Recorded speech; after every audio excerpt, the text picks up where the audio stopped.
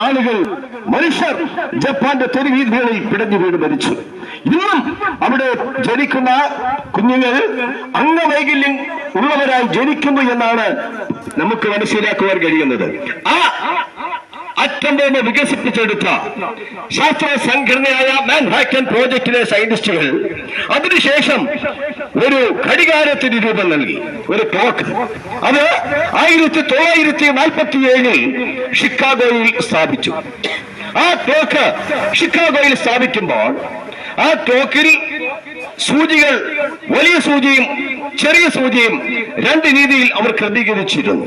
ചെറിയ സൂചി 12-ലും വലിയ സൂചി 12-ലെത്തുവാൻ 10 മിനിറ്റ് അകലത്തിലുമാണ് അമേരിക്ക വികസിപ്പിച്ചെടുത്ത ആ ക്ലോക്ക് അന്ന് സ്ഥാപിക്കുമ്പോൾ ഘടിപ്പിച്ചിരുന്നത്.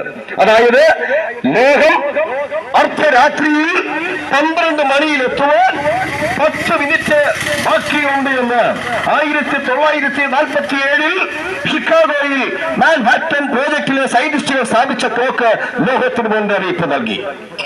1947 കഴിഞ്ഞു, 48 49 50 എന്തിനേറെ ആണ്ടുകൾ, ദശാബ്ദങ്ങൾ പലത് കഴിഞ്ഞു.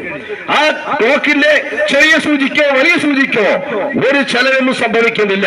പക്ഷേ